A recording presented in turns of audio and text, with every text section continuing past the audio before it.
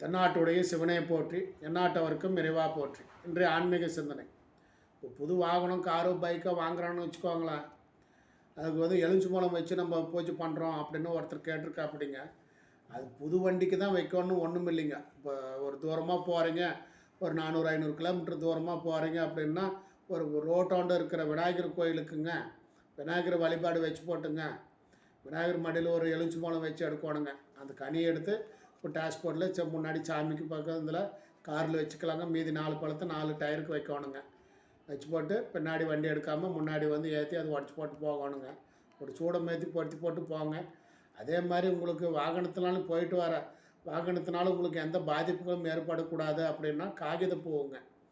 காகிதப்பூ வண்டியில் வச்சுட்டு போனீங்கன்னா உங்களுக்கு காற்று கருப்பு ஜோடை இந்த மாதிரி விஷயங்கள் எதுவும் உங்களை அண்டாமல் இருக்குங்க. அந்த வண்டி விபத்தும் ஆகாதுங்க. எந்த லாங்குக்கு நீங்கள் போனீங்கனாலுமே, எவ்வளோ தூரம் போனாலுமே காகிதப்பூ வச்சுட்டு வண்டி எடுத்துகிட்டு போனீங்கன்னா அந்த வண்டி விபத்துன்றதே ஆகாதுங்க. அதனால் இந்த மாதிரி விஷயங்களை கேட்டு தெரிஞ்சுக்கோங்க. 45 அப்படின்னு ஒரு நம்பர் வண்டிக்கு முன்னாடி பின்னாடி ஓட்ட விட 45-9ங்க, அல்லது 9ஆம் நம்பரும் போட்டுக்கலாங்க. இந்த ரேஸ் வண்டிலாம் இருக்கும் பாருங்கள், அந்த மாதிரி செஞ்சு போட்டிங்கனாலும் அந்த வண்டி விபத்து கொடுக்காதுங்க. நான் 9ஆம் எண்ணுக்குரியவனு செவ்வாய்ங்க.